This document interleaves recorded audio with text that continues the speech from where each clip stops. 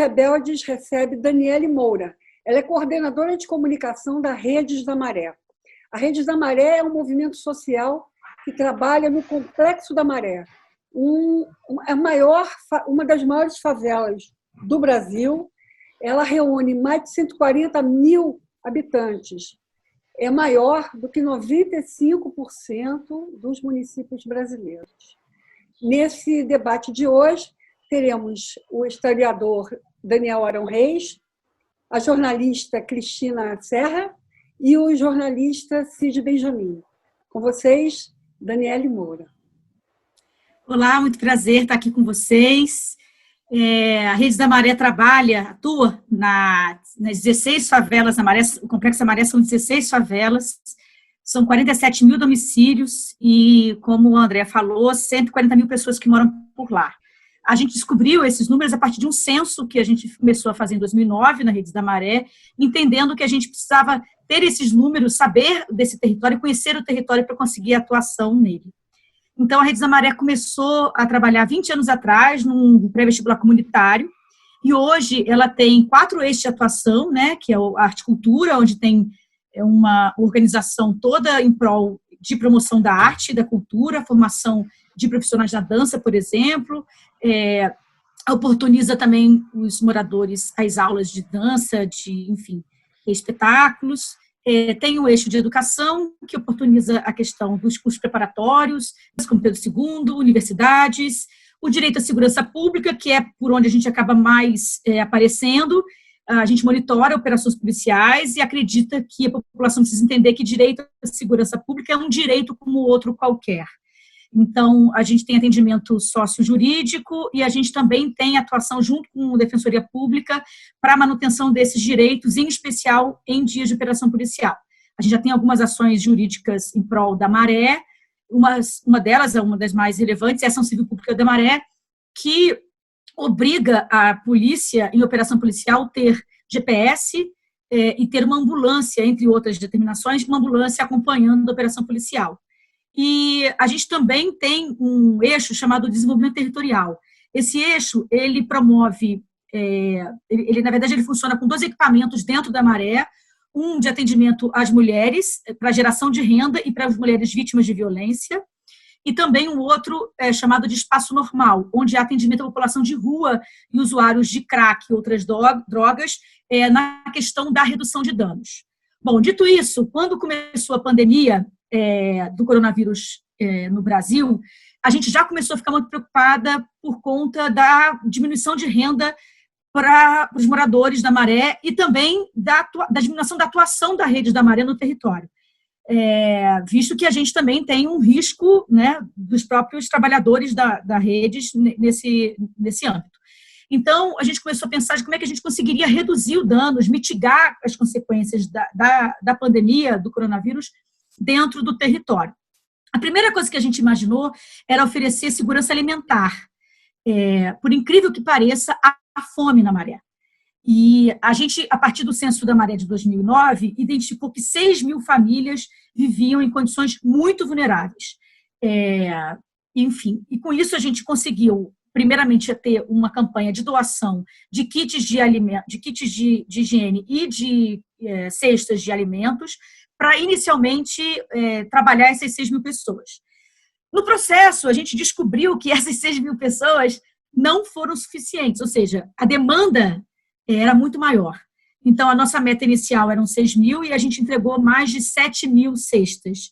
A proposta é que a gente amplie esse trabalho durante 3 meses, então, que a gente possa garantir, pelo menos, a segurança alimentar dessas famílias nesses 3 meses, e a gente descobriu que a demanda era muito maior. Em função disso, a gente conseguiu também entender que existiam mulheres da Casa das Mulheres, esse projeto que eu falei, que tem inclusive um buffet, tem geração de renda para cursos de cabeleireira e também promoção de assistente de culinária e que tem toda essa dinâmica de produção de alimentos, que elas também ficaram sem trabalho por conta do cancelamento dos eventos. Então, a gente começou a fazer um trabalho conjunto de uma frente, a partir da campanha, que essas mulheres pudessem cozinhar as quentinhas doadas para a população de rua e usuários de crack que eram atendidos, que são atendidos, na verdade, pelo espaço normal, mas que, eventualmente, está fechado por conta da pandemia. Então, existe a frente de trabalho da doação das cestas. Vou pegar aqui os números para vocês. A gente fez um levantamento nesse primeiro mês de campanha e a gente chegou a mais de 4.800 quentinhas doadas, cerca de 7.200 cestas básicas entregue, 320 toneladas de itens doados a partir desse primeiro momento. Algumas grandes empresas também ajudaram a gente na doação de kits de higiene, como álcool e água, né, que tinha essa dinâmica bastante preocupante nesse primeiro momento.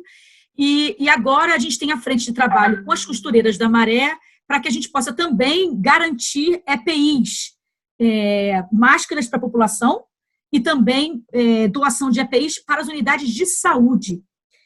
As unidades de saúde da Maré estão tendo um problema sério, isso já é uma questão histórica, desde a modificação das OS aqui do Rio de Janeiro, né, na Prefeitura do Rio.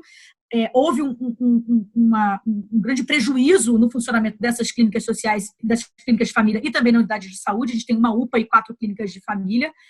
E, além de falta de material, também existia falta de profissional.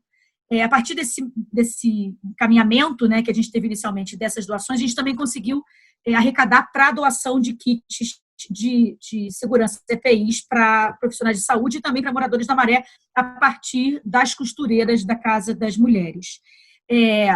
Uma outra dinâmica que vem acontecendo, a gente lançou ontem, a gente, dentro da segurança pública, existe um boletim anual que contabiliza as operações policiais, os dias que a gente teve sem aula e sem atendimento de saúde nas 16 favelas da Maré.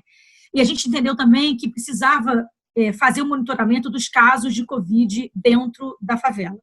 Então, para além do atendimento sociojurídico, para ajudar o acesso a essas pessoas para as unidades de saúde, a gente entendeu também que existia uma defasagem de notificação bastante séria dentro das periferias do Rio de Janeiro. Então, não há testagem para todo mundo, em especial, obviamente, para os moradores de favela. Com isso, há 2 grandes problemas, né? Que sem você tem número, sim, você tem um parâmetro, você não consegue atuar. Então, você não sabe a quantidade de casos, porque você só tem os casos notificados, que são, na verdade, muito menores do que a realidade. E uma outra dinâmica que eu acho importante pontuar é que quando você tem uma subnotificação, uma relação errada entre o número de casos notificados e o número de mortes, o índice de letalidade acaba sendo equivocado. Então, o que vem sendo dito pela imprensa hegemônica é que a gente, na verdade, da Maré, teríamos 30% de letalidade de casos, o que, na verdade, não confere a realidade. Porque se você não tem o número real de casos notificados, de casos reais, né, você não consegue fazer essa equação de forma que possa realmente mostrar o que acontece na favela. Então, a gente fez um levantamento a partir da relação dos moradores, um acompanhamento bem de perto de casos. Então, a gente teve 146 casos notificados pelos moradores. Desses 146 casos, 81 nós acompanhamos de perto. Desses 81, houve 16 mortes, 18 casos confirmados, ou seja, desses os 18 casos que a gente tem notificados na Maré, está nesse conjunto de números, e 5 pessoas não estavam com a doença. Isso ajudou a gente a entender a quantidade de material que a gente precisa, a quantidade de acesso a medicamentos também, porque os medicamentos não estão sendo garantidos para essa população, e são caros, né, por volta de R$100, R$120. Então, também tem essa dinâmica dessa projeção da liberação desses medicamentos para essa população. E uma outra coisa muito importante é que a gente está tentando fazer isso semanalmente, para que a gente também possa ajudar a pleitear, a monitorar e a garantir políticas públicas que possam efetivamente ajudar esses moradores que estão aí, enfim, à mercê, certamente, da atuação do Estado até esse momento, né? A gente não teve nenhuma conversa com nem prefeitura, nem Secretaria de Estado de Saúde para que pudesse ter uma atuação específica. Então, nosso pleito agora para um polo de Covid dentro da Maré. a gente tem um polo próximo da gente, que fica em Manguinhos, feito pela Fiocruz, e a gente está pedindo agora uma ajuda, na verdade, das universidades, tem um plano de ação das universidades, em que já tem esse plano, essa possibilidade desse polo estar funcionando, quer dizer, da criação desse polo estar funcionando a partir de patrocínios de empresas privadas, para que a gente possa garantir minimamente o atendimento dessas pessoas. Um outro ponto final para finalizar essa apresentação é que também anda um relato, a gente teve um relato muito sério de moradores que estão morrendo em casa e de diversas formas. Então, são pessoas hipertensas, pessoas com problemas de coração, que, na verdade, não conseguem ter mais acesso a clínicas da família, do atendimento rotineiro que acontecia antes da pandemia, primeiro por medo de contaminação e segundo por falta de profissionais. Então, e terceiro pela Covid. Então, a gente, na verdade, não sabe muito bem se essas pessoas foram submetidas ao acesso ao Covid, à contaminação do Covid, ou se de verdade elas já morreram das doenças de base. Então, há um relato absurdo, assim, e esse relato triplica o número de relatos de Covid, de 140 que eu falei inicialmente. Dani, queria fazer uma pergunta para você, que é o seguinte: a gente sabe que uma das maiores dificuldades no combate ao coronavírus, a propagação do vírus, é fazer com que as pessoas cumpram a quarentena, pelos mais variados motivos, mas há um motivo muito objetivo para uma grande parcela da população, que eu imagino que seja um pouco a situação das pessoas na Maré, que as pessoas precisam sair para ganhar algum dinheiro, precisam ter alguma renda. O governo está dando esse auxílio emergencial, mas a gente está vendo também que com enormes dificuldades que as pessoas estão tendo para conseguir receber essas filas desumanas, pessoas dormindo nas filas para ver se conseguem ser atendidas e não conseguem muitas vezes, enfim, uma dificuldade tremenda de receber um auxílio, que é uma mitigação assim, absolutamente, quase que insignificante diante do acúmulo de dificuldades que essas pessoas têm. Eu queria te perguntar, eu queria que você desse um quadro para a gente de como está o cumprimento da quarentena na comunidade. Então, não está fácil. Existe um parâmetro importante, uma realidade importante que eu preciso contemplar, que é a seguinte: morador de favela, a rua é parte da casa. Então, o que você faz quando você mora num cubículo de 2x2, de 3x3, de 4x4? A extensão da sua casa é a frente, é a praça, é o bar, é a padaria, é o vizinho, é a escada. Como é que a gente consegue conscientizar essas pessoas que detêm da rua como parte da sua moradia, de que elas não podem mais participar desse processo? E aí você tem dinâmicas muito complexas, que são dinâmicas da saúde mental dessas pessoas, porque como é que você vai enclausurar essas pessoas? Uma coisa é você estar numa classe possível, com uma casa confortável, com acesso à água. A gente teve uma dificuldade enorme nas primeiras semanas na Maré, com acesso à água. Não tinha água, faltou água na Maré. Então, como é que você vai prender a pessoa em casa sem água, né? Então, isso é uma dinâmica muito séria que preciso falar, que é uma realidade.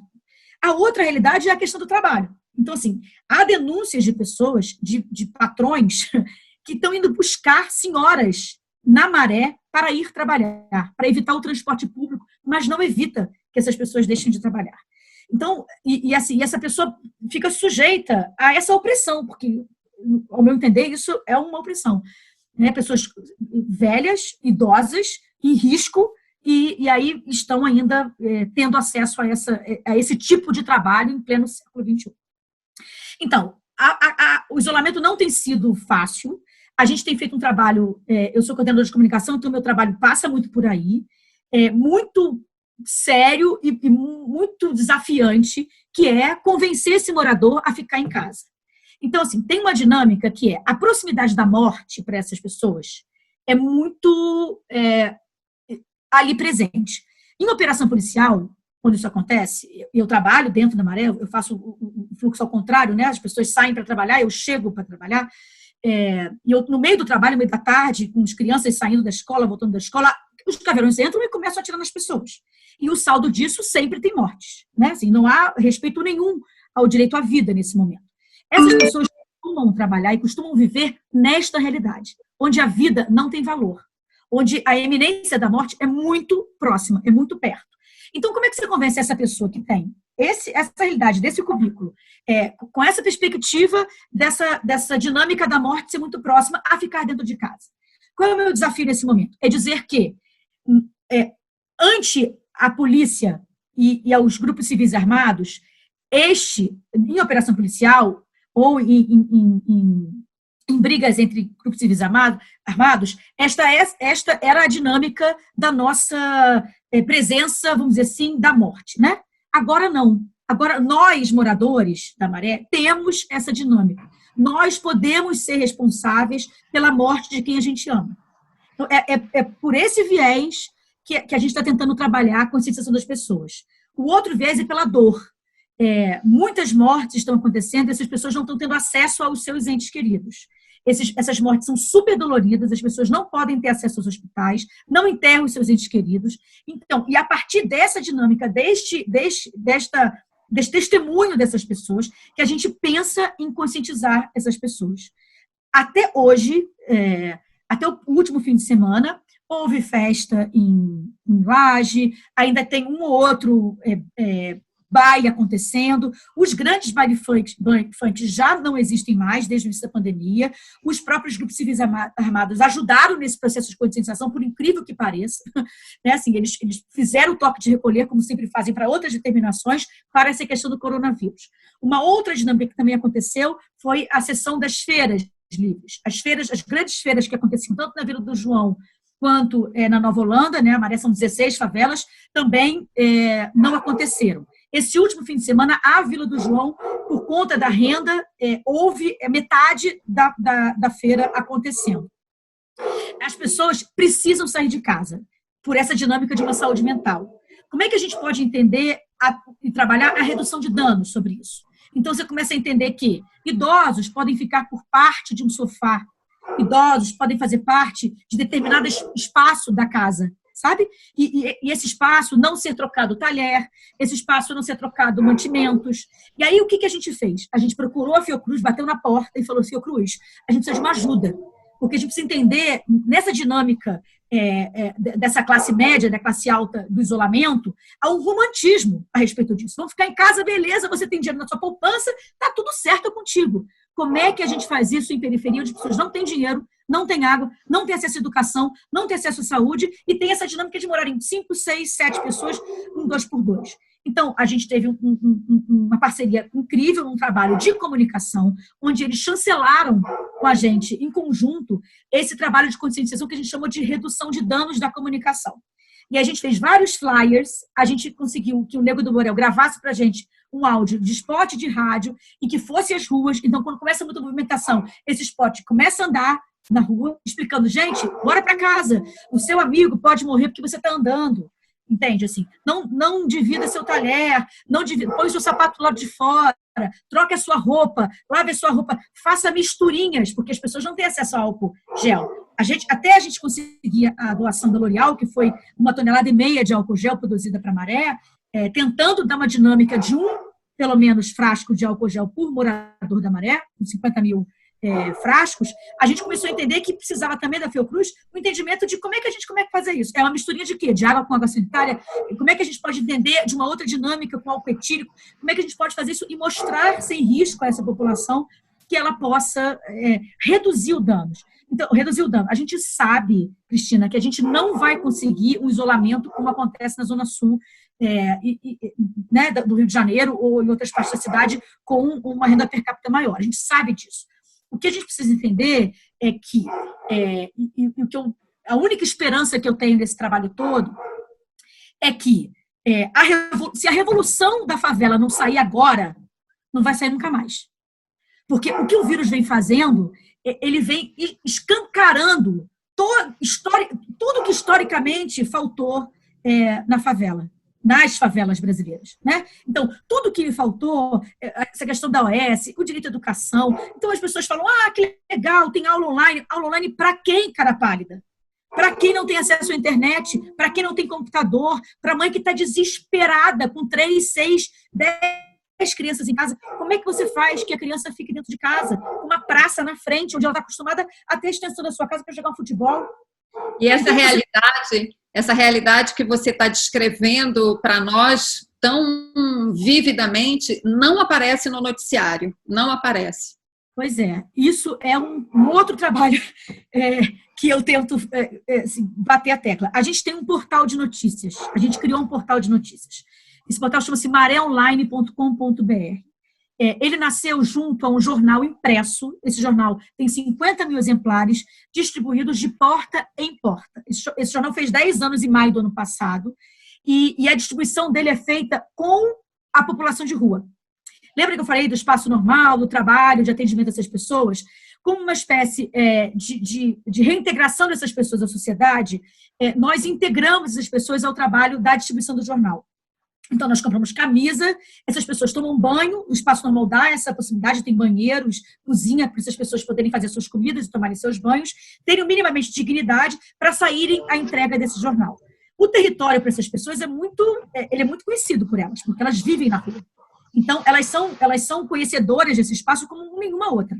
Então, elas entregam esse jornal e devolvem para a gente uma demanda muito importante, que é uma demanda do morador, escutada por essas pessoas, que ganham uma outra visão a partir de uma camisa de distribuidor do jornal. Muitas pessoas não reconhecem essas pessoas como moradores de rua. Essas pessoas ganham uma nova dimensão de cidadania com esse trabalho. Com isso, a gente começou a fazer um trabalho interno. Ele nasceu, esse jornal impresso, num trabalho de comunicação para a comunidade. Só que aí, Cristina, tinha essa questão, como é que a gente vai comunicar essas dinâmicas e essa realidade para fora da comunidade? Porque, assim, muito bacana, a gente tem que ter essa força, mas a gente precisa ter uma outra. E aí teve a ideia de criar esse portal. Esse portal, a gente tenta criar matérias, pelo menos 3 matérias semanais, tentando dessa dimensão e pautando a imprensa. Então, eu fui de redação de TV durante muito tempo. Fiz muitos amigos, a partir desses amigos, na conscientização de amizade mesmo, de falar, olha só, toque, toque, toque, toque, toque. Você sabia que tem gente morrendo de fome na maré? Você sabia que quando você fala da operação policial, né, porque muitas das vezes toda a mídia fala, a operação policial apreendeu 10 quilos de cocaína, 2 toneladas de maconha e 4 armas. Que legal! Alguém falou quantas crianças ficaram sem aula? Alguém falou quantas unidades de saúde pararam nesse momento? E aí, a partir dessa dinâmica, é quase é didático, sabe? É didático. Então, assim, tinha operação policial, lista de transmissão do WhatsApp, pega o telefone, liga para a redação de um, liga para a redação de... Olha só, vocês esqueceram de falar sobre as aulas, vocês esqueceram de falar sobre isso, vocês esqueceram...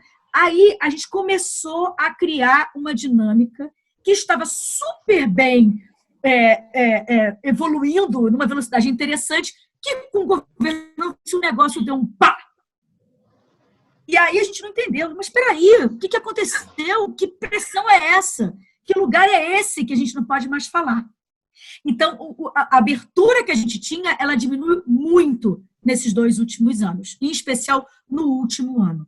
Então, por isso que eu acho que não tem muito essa dinâmica mais dessa comunicação tão expressiva. O que a gente vem fazendo para isso acontecer? Nós estamos criando os coletivos de comunicação das favelas, das periferias. Então, assim, eu estou dedicada, junto com outras milhares de organizações e coletivos, a gente está se reunindo mensalmente para criar essa dinâmica. Então, assim, tem vários processos. Um deles, o Rio On Watch, é uma plataforma que vem traduzindo o nosso material junto com as outras organizações, como Voz da Comunidade, o Papo Reto do Raul de Santiago, e levando essa realidade para outros lugares do planeta. E isso, a gente também faz uma análise, eu posso partilhar isso com vocês, do que a imprensa hegemônica anda esquecendo de contemplar sobre a periferia. Então, a gente faz um documento. Olha só, estão romantizando o isolamento, nessa questão agora especial do coronavírus. Estão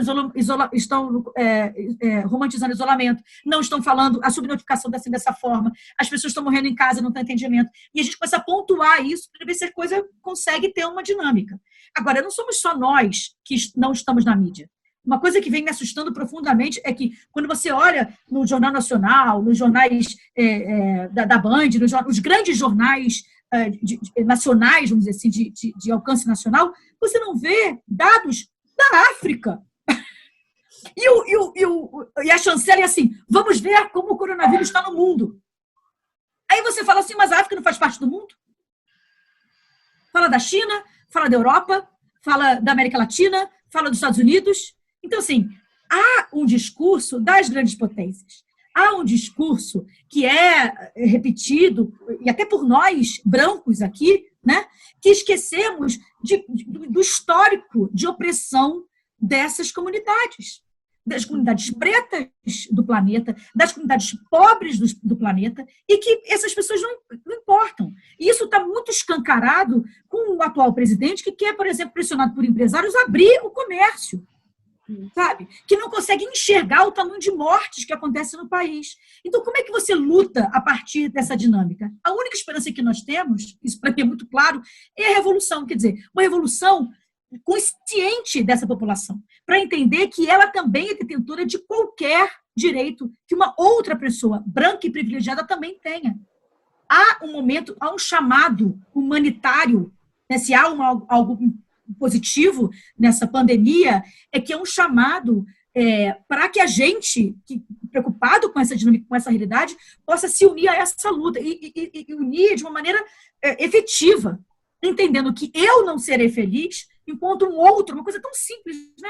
A gente aprende lá com o jardim de infância, seu amiguinho tá, por que o outro não pode, se você não tá? Isso não funcionou, né? É uma coisa tão básica na relação das pessoas. Eu só serei feliz se o outro for feliz também. Como é que esse outro será feliz sem nenhum acesso? Isso. Tenho duas questões básicas. Estou achando muito interessante o teu relato, naturalmente. Acho que vai ser muito interessante para a maioria dos nossos ouvintes ou espectadores, né? Duas questões. Em primeiro lugar, a relação com a polícia, né? Aqui de fora, dos bairros da classe média, a ideia é que a polícia entra sempre matando, atirando.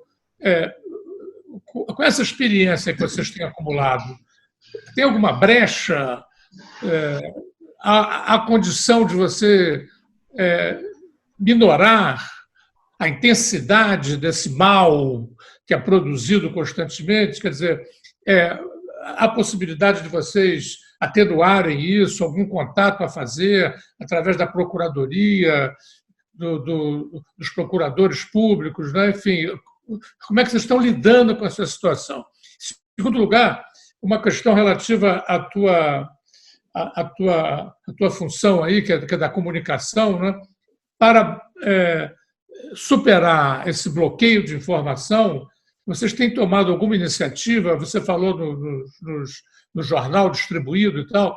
Vocês estão tomando alguma iniciativa para conectar a Maré com os outros conjuntos, de sorte a poder organizar uma rede alternativa de informações envolvendo rádios comunitárias ou comunicações de outro tipo? A internet, ela, afinal de contas, pode nos ajudar muito nesse sentido, né? Há quantas anos, eu suponho que isso naturalmente está andando, mas enfim, qual é o quadro que você pode nos dar dessa articulação possível aí de uma rede alternativa que não substitua, mas diminua o impacto negativo do boicote da grande mídia? Tinha uma época que a gente falava assim, a Maré e as periferias do Brasil, elas vivem uma carência do Estado. E aí a gente começou a entender que não tem carência nenhuma, porque o Estado atua. Quando a polícia entra na favela, ela está atuando, né? Ela está atuando de uma forma equivocada, ao nosso ver. Nós não somos contra o trabalho da polícia em hipótese alguma, a gente acha super importante. Só que a gente acredita que o combate ao tráfico de drogas, ao crime organizado, ele se dá pela inteligência. Ele não se dá entrando na favela com caveirão atirando a todos os lados e, em especial, em horários que tem entrada e saída de escola, em horários que o comércio está funcionando, em horários que as pessoas podem trabalhar. Então, assim, o impacto das operações policiais são muito grandes. E por que, ao invés de uma operação policial funcionar dessa maneira, ela, por exemplo, não cerceia o limite da favela para impedir a entrada de armas, por exemplo? Por que não entende a inteligência? Porque dentro da favela não há plantação de maconha.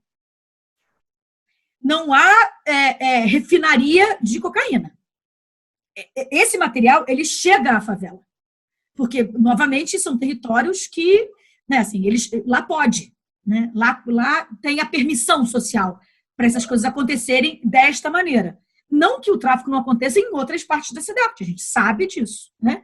Mas o tratamento que a polícia dá ao combate a esse tipo de crime em determinadas partes da cidade não é o mesmo tratamento que ela faz dentro da periferia. Então, a relação com a polícia, houve uma época muito mais frutífera deste diálogo, né? E essas coisas conseguiam ser elaboradas, a gente conseguia bater na porta, tinha acesso, inclusive, a determinadas instâncias. Hoje, demorou um pouco, uns meses, inclusive, do ano passado para cá, para a gente conseguir resposta de e-mail das assessorias de comunicação das polícias, tanto militar quanto civil. Quando, por exemplo, uma operação policial acontece e a gente pergunta, qual é a motivação? Que mandados judiciais vocês vieram cumprir aqui? O que vocês fizeram fazer? Que espécie de inteligência baseou esse tipo de ação? Eles não respondem. Eles entram porque resolvem entrar. Determinadas situações, isso não acontece em todas, acontecem inteligência por trás. De ter, né, assim, enfim, grandes ações que têm base em algum conhecimento da inteligência da polícia. Mas a grande parte não é assim que acontece. É o enxuga-gelo que a gente chama. Chega, pega lá meia dúzia de arma, meia dúzia de droga, vai embora, diz que mostrou, olha só o combate, que legal, conseguimos fazer isso. E esquece todo o impacto que isso causou na comunidade.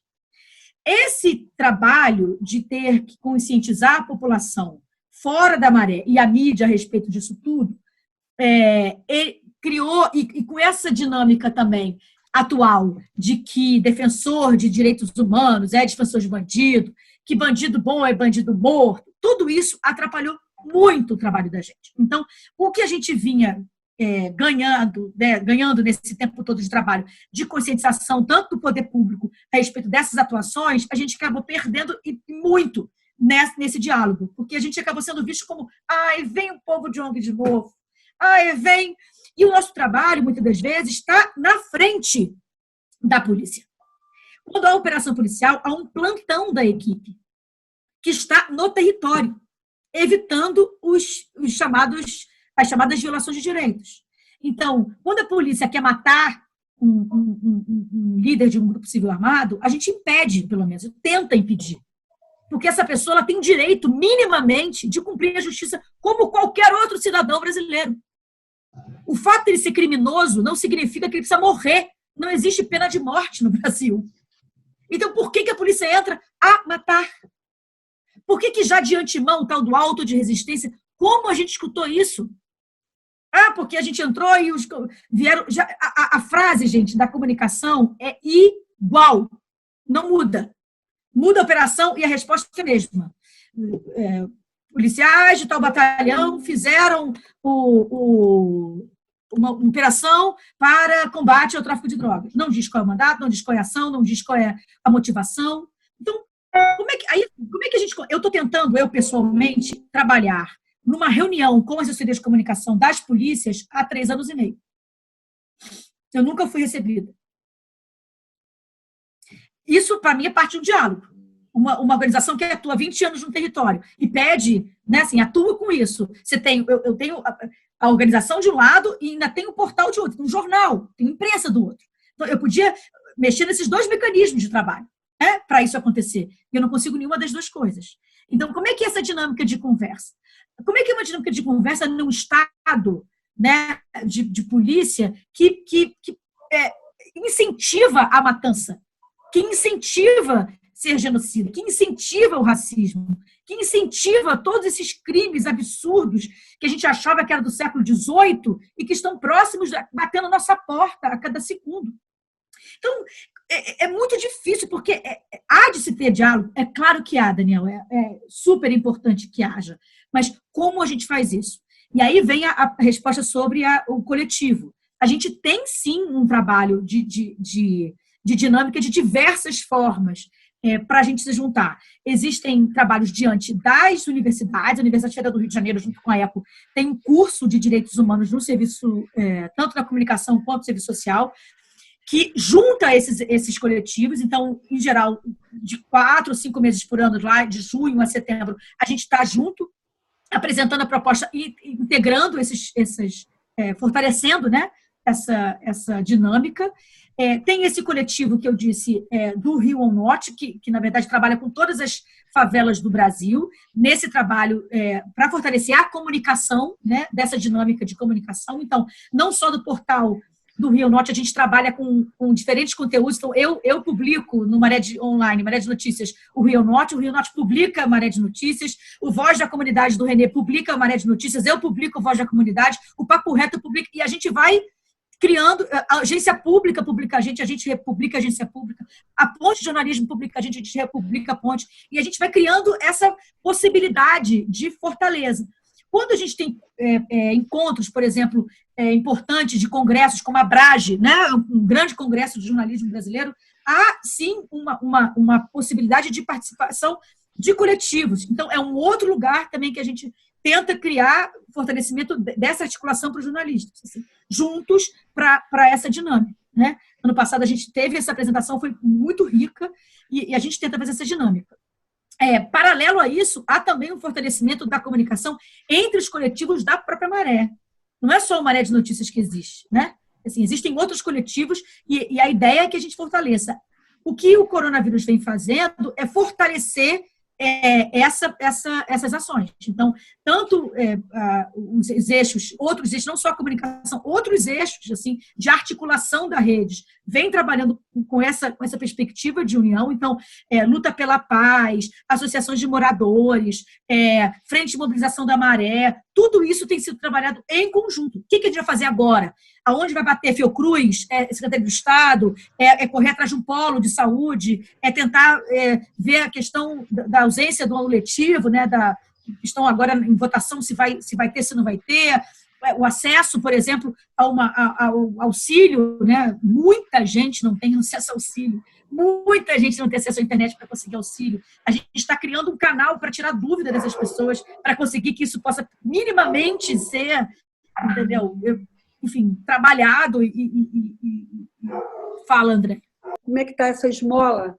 O acesso a essa esmola que o governo está falando, e a questão da educação também, quer dizer, a gente sabe que a rede privada de educação, as crianças e adolescentes estão tendo alguma aula online, mas no processo público existe alguma proposta, existe mobilização de pais, enfim, dos adolescentes que estão fazendo segundo grau, que estão fazendo pré-vestibular.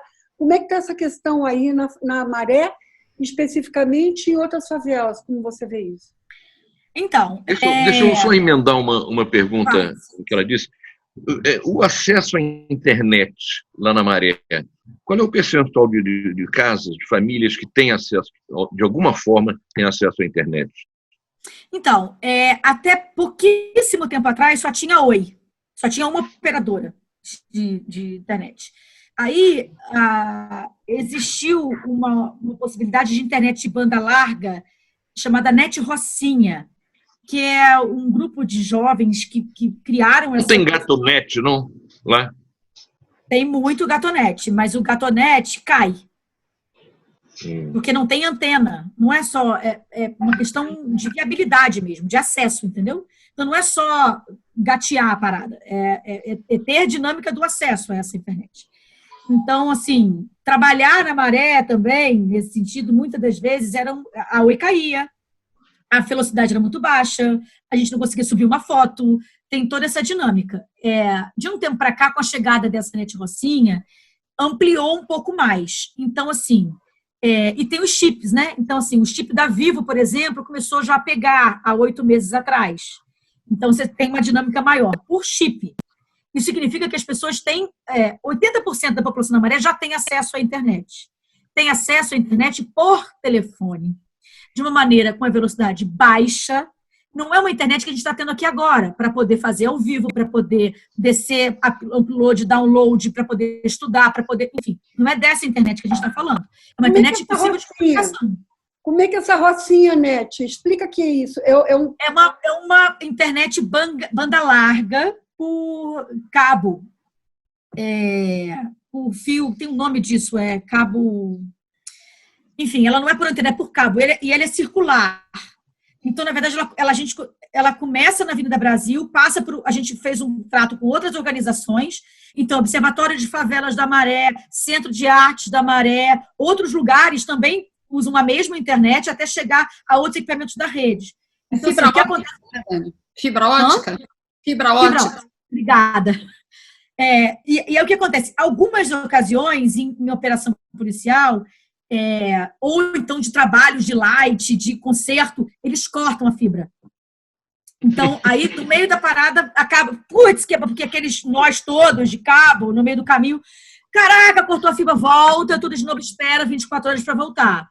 Mas tem uma coisa muito positiva, porque com a fibra ótica a velocidade está ótima. A gente consegue, o portal foi aberto, a gente consegue subir, descer, fotografar, fazer vídeo, a gente criou um núcleo de audiovisual dentro do setor. Então, assim, as coisas avançaram bastante. Mas tem essa dinâmica. E muita gente... Outra coisa que acontece é o seguinte, vamos supor que tem uma casa que já tem um computador e tem lá a sua internet Oi. Essa pessoa, ela precisa dividir. Ela tem 5 pessoas em casa. Ela tem 2 crianças, um adolescente, uma mãe e um pai. Como é que ela vai dividir o acesso a esse único computador com essas 5 pessoas? Posso perguntar? Não, eu queria que ela respondesse a questão da renda emergencial, o acesso à renda emergencial e a questão da educação. O acesso à educação. A educação, a gente não tem ainda uma mobilização em torno desse momento específico do acesso à internet para a população de primeira infância. O que vem acontecendo é uma dinâmica de uma mobilização em prol do Enem. Então, isso tem acontecido. A gente tem recebido dinâmicas. Na próxima terça-feira vai ter uma live com as organizações da Maré que trabalham com os pré-vestibulares comunitários para entender essa dimensão. O que é melhor? Cancelar o Enem? Mas se cancelar o Enem sem cancelar o ano letivo, será que é tão bom assim? Será que seria mais importante cancelar o ano letivo para que todo mundo pudesse ter acesso a essa dinâmica do que fazer o gargalo do Enem? Porque se você cancela o Enem, você no ano que vem pode ser um tiro no pé. Por um outro lado, como é que você também oferece a educação para essas pessoas, o treinamento para esse exame que é tão importante na vida delas, né? É o acesso à universidade, é o sonho de muitos e muitos favelados do Brasil, né?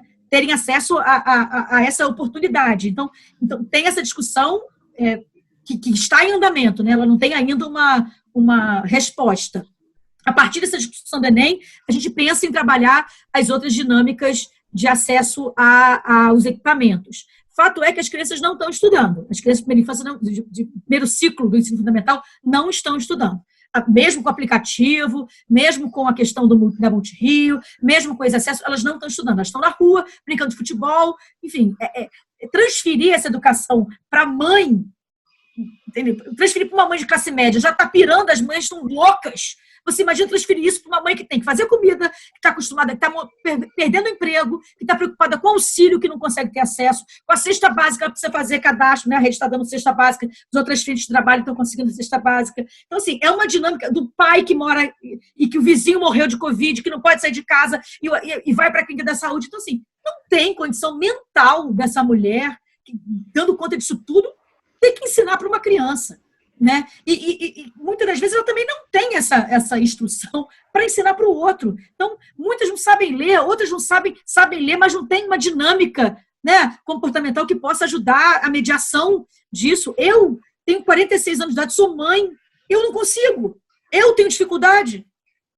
Entendeu? Pós-graduada, quando a minha filha está tomando, ela fica, ai, não é bem assim, porque é tudo muito louco para todo mundo. Então, pedir dessa gente, né, de nós, já é difícil. E pedir dessa pessoa que historicamente já tem essa falta é um crime, ao meu ver. Então, eu acho que assim, são muitas frentes de trabalho nesse primeiro momento. A primeira coisa que a gente tem que se preocupar é com a segurança alimentar e com a segurança e com o direito à vida. Eu acho que, no primeiro momento, são essas duas questões mais importantes. Tem uma ressalva muito séria que eu preciso falar, é que mesmo em tempos de coronavírus, desde que a pandemia começou, 16 de março, e a isolamento, houve 2 operações policiais na Maré, com pandemia. 2 operações policiais que deixaram clínicas de saúde fechadas para atendimento médico. UPA fechada. Então, assim, é o absurdo do absurdo. E a gente perguntou, até ontem eu mandei um e-mail perguntando qual era a motivação para essa, e até agora ninguém responde. E, assim, fechar 3 clínicas de saúde no meio de uma pandemia é querer de verdade que essas pessoas morram. É dizer claramente, vocês não têm o direito à vida. Desculpa, não têm. Então, se essas pessoas, André, não têm direito à vida, como você acha que essa esmola de R$600 para essas pessoas que, mesmo que tenham acesso à internet, tem que baixar o link da auxílio emergencial, que não é o mesmo link do banco que recebe? Vocês não sabem disso, são 2 coisas diferentes. Um é o link que você tem que pedir e o outro que você tem que receber. A Bruna, mãe do Marcos Vinícius, morto em 2018, ontem me ligou e falou: Trane, você me ajuda? Porque a menina, vocês conhecem, vocês veem a Bruna por aí, super articulada. A Bruna é super articulada. E ela não conseguiu. Está dando que não está chegando. Eu pedi, eu já baixei. É esse link? Olha, assim, fala, vamos falar. População de rua. Como é que você vai garantir... Não, eu ia falar justamente isso. Os chineses têm um... Os nossos distribuidores são exatamente essa classe, né? Então, assim, muitos compraram o celular a partir da distribuição do jornal. Essa distribuição começou dessa forma que a gente imaginou em setembro do ano passado. Então, alguns começaram a comprar, a ter casa, aluguel, outros a ter um celular. Mas, assim, é um celular daquele... E eu estou falando de 2% da população de rua, que são os 6 a 10 pessoas que trabalham no Maré de Notícias, e as outras 200. Os usuários de crédito. O especialista entre nós em China é o Daniel. Mas dizem que tem um ditado chinês que uma imagem vale por 1000 palavras. Eu vi outro dia uma charge que era a mais dura e precisa crítica a esse esquema de distribuição que o governo federal montou. Eram 3 pessoas maltrapilhas, população de rua. Uma delas diz assim: viu que vai ter uma ajuda aí de R$600? Ah, é? Você já baixou o aplicativo? Quer dizer, é uma maluquice. A gente tem mais de 20 milhões de pessoas já cadastradas com contas no Bolsa Família. Por que o governo não começou fazendo esse depósito, fazer essa transferência por aí? Me parece indiscutível que é um propósito de complicar, de não pagar, de criar dificuldade. Porque não tem que recadastrar essas pessoas para baixarem aplicativo olha, é um negócio absurdo. Mas, enfim, eu tinha umas questões que eu queria ouvir a tua... Eu estou gostando muito da tua... Eu vou ter que melhorar meu aparelho aqui, que o som é baixo, mas enfim... mas estou gostando muito. E você disse uma coisa que a gente sabe, mas não sabia que sabia. Que é a casa dessas pessoas na favela não é aquela casa como é a casa da classe média. Ela envolve a rua na frente, o botequim, a pracinha, o espaço ali. Até porque não dá para aquelas pessoas ficarem confinadas o tempo todo lá, num espaço muito pequeno. Quer dizer, de forma que esse discurso correto do isolamento tem dificuldades muito reais, muito práticas, que vão além da questão da pessoa ter que sair porque não tem um emprego formal. Se não sair para vender laranja, não ganha. E aí eu queria que você... são várias questões todas rápidas, nada muito... Além dessa dificuldade objetiva, quer dizer, em fazer a quarentena para as pessoas mais pobres, etc., eu te pergunto o seguinte: está sumindo aqui meu... Não, estamos te ouvindo bem. Bom, tá bom, eu vou continuar. Essa dualidade de discursos das autoridades, quer dizer, ao mesmo tempo em que se prega a quarentena, o isolamento, não é nem isolamento social, na verdade, nós estamos falando aqui, um isolamento físico, acho que é uma expressão mais acertada, em que se prega isso aí, vem um presidente da República e não só prega o contrário, como dá exemplos contrários, quer dizer, isso, de certa maneira, qual é o impacto disso na cabeça das pessoas? Entende? Até porque muitas dessas pessoas mais pobres foram as eleitoras do Bolsonaro. Quando ele diz que é uma gripezinha, que isso é uma bobagem, que é frescura, etc., quer dizer, isso pega forte. Como é que funciona exatamente? Aí, ligado a essa questão, eu em geral não vejo televisão, eu vejo mais filme, por TV a cabo, e futebol. Mas tenho visto o Jornal Nacional todo dia, estou em casa, e acho que tem sido feito bom jornalismo sobre uma série de questões.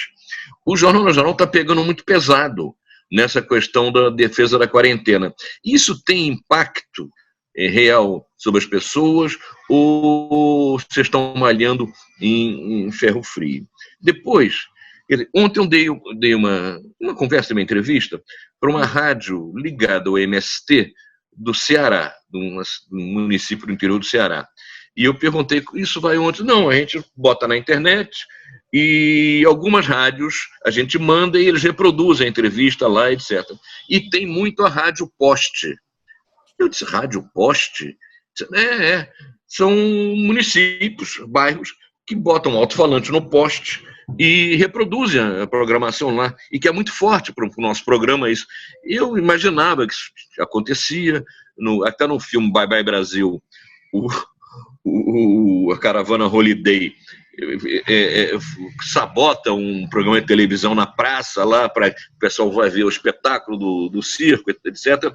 Mas, pelo que me disseram ontem, tem um peso grande em muitos municípios, o que eles chamam de rádio poste.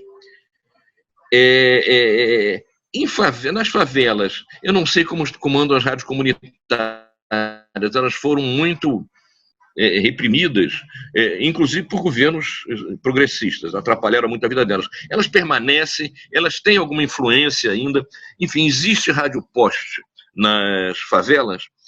Por fim, uma última pergunta. Muita gente tem afirmado que o Brasil o mundo, mas no caso o Brasil, sai diferente dessa pandemia, que vai se valorizar o SUS, que a questão da solidariedade entre as pessoas, enfim, que isso vai mexer muito com as pessoas. Qual é a tua opinião a esse respeito?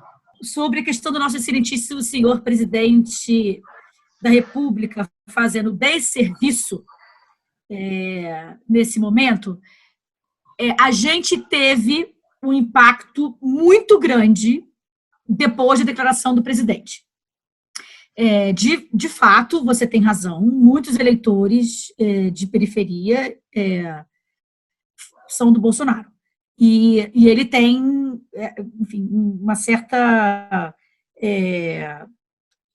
atuação, vamos dizer assim, quando ele fala esse tipo de coisa. Então, a gente começou a primeira semana, de 16 de março até quase 25, mais ou menos 26, tiveram uns 10 dias aí com um isolamento importante na Maré. A gente conseguiu fazer isso, já com os carros de som, já estava com essa questão da Fiocruz, essa campanha que eu falei, Se Liga no Corona, isso já estava em andamento. Quando ele foi e falou que era uma gripezinha, que foi logo depois, acho que uma semana depois, já começou a ter festa, os churrascos já voltaram a acontecer, e desde então a gente tem mais dificuldade de conscientização dessas pessoas nessa dinâmica. É claro que tudo isso que eu ressaltei, sobre a propriedade da rua, essa extensão da casa, sobre toda essa questão da saúde mental, né, também elas influenciam, mas teve, sim, uma consequência bastante séria do presidente. E é uma coisa muito que a gente tem que entender mesmo, né? Se você existe um cara que se diz presidente da República, né? É o cara que você imagina que cuida do teu país, que está cuidando, que você está ali acreditando que vai fazer uma coisa por você. Esse cara fala que é uma gripezinha, que tem que voltar ao comércio, para essas pessoas, né, assim, é mais fácil acreditar nessa dinâmica. Então, assim, e tem um outro problema muito sério dentro da favela são as fake news. Então, é uma disseminação muito rápida dessas mentiras, e assim, de mentiras de todas as formas possíveis que vocês imaginam, gente. Tem mentira sobre medicamento errado, tem mentira sobre misturinhas que podem dar certo, coisa de garganta, enfim, outras que eu acho que veio do gabinete do ódio, sabe? Então, tudo isso também está ali nesse caldeirão, né? Para essa dinâmica não acontecer. Se é que eu respondi essa questão do impacto dessa questão do isolamento. Teve, sim. A outra questão do rádio poste tem na Maré, sim. São 16 favelas e acho que tem umas 8 rádio postes. Na própria Nova Holanda tem 2 ou 3 e a gente teve, sim, uma ajuda delas para a divulgação do conteúdo para o isolamento social. Algumas, sim, outras não. A gente fez um mapeamento com os comerciantes pelo Maré de Notícias, que eu pedi a um dos repórteres para ligar para pelo menos 3 comerciantes de cada favela. São 16 favelas. Ele ligou para perguntar o que você acha que a gente pode ajudar no sentido do impacto ser menos, né, ser menor, ser menos avassalador para vocês na questão da renda. Será que se a gente junta 2, 3 comerciantes e abre 2 por semana, sabe? Faz uns mutirões, que junta 2 pessoas, vende água e comida numa coisa só, ou vende, enfim, tentar ir numa dinâmica de pulverização desse comércio. 60% dos comerciantes eram a favor da volta do comércio e diziam que o presidente tinha razão. Dani, uma pergunta muito rápida, bem objetiva, que eu sei que o nosso tempo está acabando e o André já está levantando o cartazinho ali. Eu queria saber se tem algum tipo de atuação de milícia na Maré e, se tiver, de que forma atrapalha o combate ao coronavírus? Atrapalha no trabalho de vocês de combater o coronavírus? Então, as 16 favelas da Maré têm uma característica muito peculiar, né?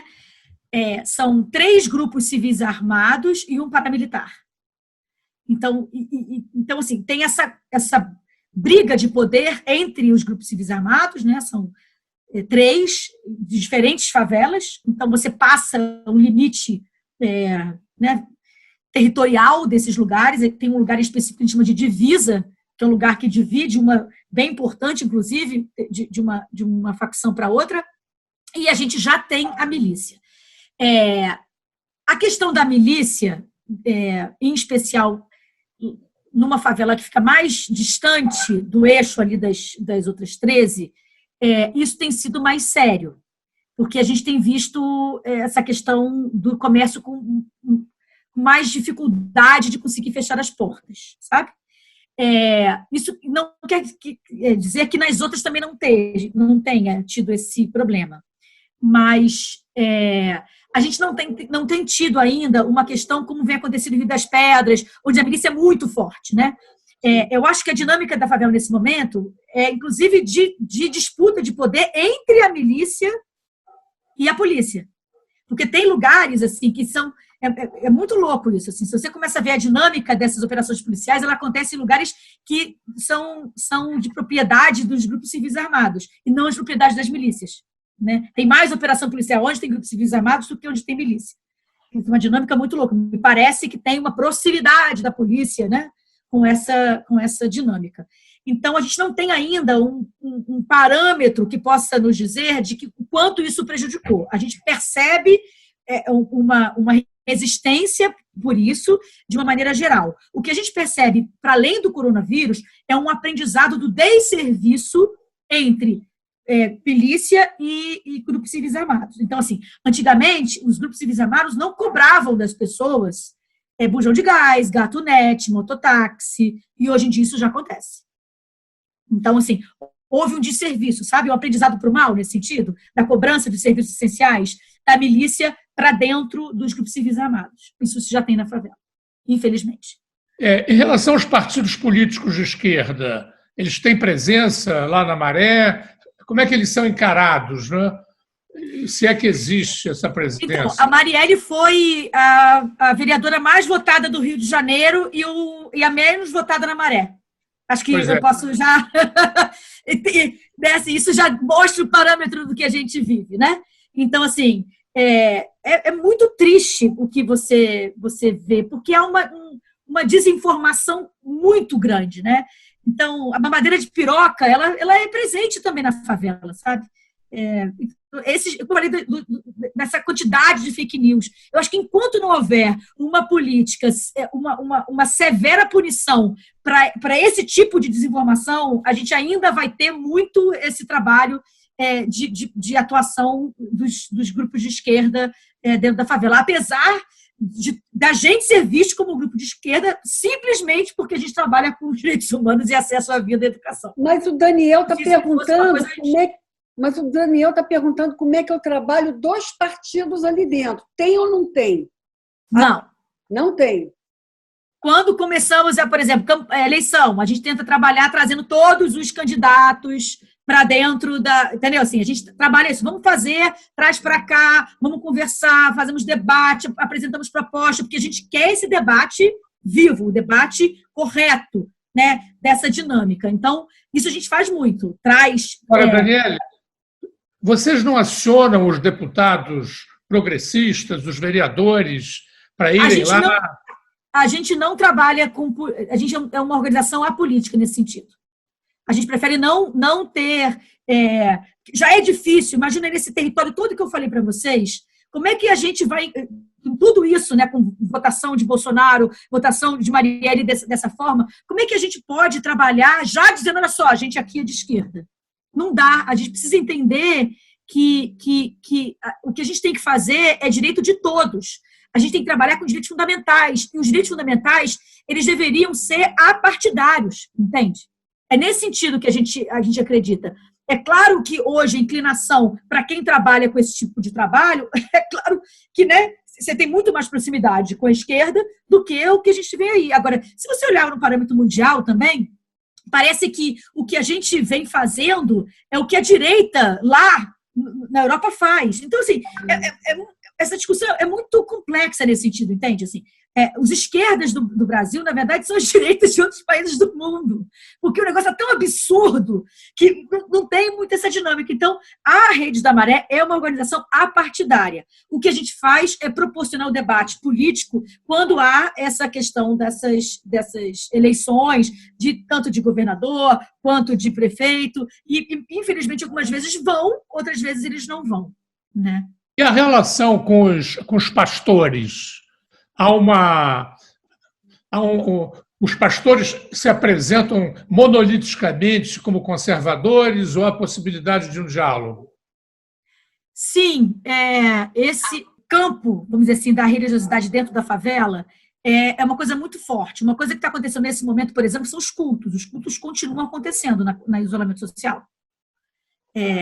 Muita gente tem ido. Então, há também uma distância grande, entende, da comunicação com esses líderes. Por um outro lado, os líderes religiosos católicos são um pouco mais próximos de nós, porque a organização foi criada lá nos anos 90 por parte de uma mobilização do movimento progressista católico. Então, há mais proximidade nesse sentido. Mas a gente tem conversa com todo mundo. A gente conversa com todo mundo. A gente abre atuação para conversa com todo mundo. É importante que a gente possa entender que todos nós precisamos fortalecer esse discurso, né? Um discurso de que todos precisam ter acesso às coisas. Esse discurso não pode estar só na boca das pessoas que não têm acesso. Ele tem que estar também em outros debates, em outros lugares, ser ampliado, porque aí ele ganha força. E é nesse sentido que eu clamo na ajuda de todo mundo, tanto que está aqui, né, participando desse, quanto quem está ouvindo. Porque a gente só vai conseguir um mundo melhor, um mundo menos desigual, se todo mundo se preocupar com essas questões. Quando o Cid me perguntou do que eu acho, como é que a gente vai sair dessa pandemia, se vai mais solidário, mais... eu espero que sim, né? A gente tem um lado muito positivo da Redes. A gente vem ganhando muita força, muitas doações, muita gente ligando, muita gente ajudando, moradores, gente, a coisa mais linda do planeta. Quando a gente chega no centro de Haste da Maré, chega um morador com 1 quilo de feijão, 1 quilo de feijão, estou aqui para doar para as pessoas que não têm. Isso é uma coisa que encanta a gente. Chega um caminhão da Ambev com milhões de água, outro da L'Oréal, e chega um menino, sabe, com 1 quilo de... Olha aqui, isso aqui é para ajudar os meus amigos que não têm comida. Então, é nessa dinâmica que a gente precisa entender. Essa rede de proteção dentro das comunidades sempre existiu e sempre existirá. É uma coisa muito forte, eu diria até que ancestral, né? Porque elas precisam dessas redes para sobreviver, elas não podem ficar esperando a ação do poder público. Então, essas comunidades, elas têm umas redes de proteção internas que, na hora, né, do aperto, funcionam. Você deve estar vendo isso a toda hora, né? A gente chama de nós por nós. Existe um jargão dentro da favela. É nós por nós, porque sempre foi assim, né? Se a gente não fizer por nós, a gente não vai conseguir nada, né? E foi nessa dinâmica, por exemplo, que a ação civil pública da Maré existiu, né? Uma operação que dura 18 horas. Como é que pode uma operação policial dentro do território durar 18 horas? As pessoas não dormem, as pessoas não saem, as pessoas não trabalham, as pessoas não fazem nada, né? Numa dinâmica de união das associações de moradores com outras organizações, paramos no plantão policial, no plantão judiciário para pedir o término. Uma juíza acabou olhando para aquilo com um pouquinho mais de atenção e falou: isso aqui não está, tem uma coisa errada. E assim, essa ação civil pública, ela funciona. No governo Witzel, ela foi suspensa, houve esse processo, aí por uma pressão nossa com as cartas, não sei se vocês lembram desse movimento das cartas da rede, na frente do Tribunal de Justiça, pedindo de volta a ação civil pública. A ação voltou a valer, mas ela não volta a ser praticada. Ou seja, está lá escrito que a viatura policial tem que ter ambulância, tem que ter GPS, tem que ter câmera, mas ela não tem. Então, são dinâmicas muito loucas, porque assim, a gente briga pela lei, mas a lei não é efetiva, sabe? É outra briga para a efetivação da lei. São camadas e camadas e camadas de um processo que, quanto mais gente estiver junto na camada, melhor será para todo mundo.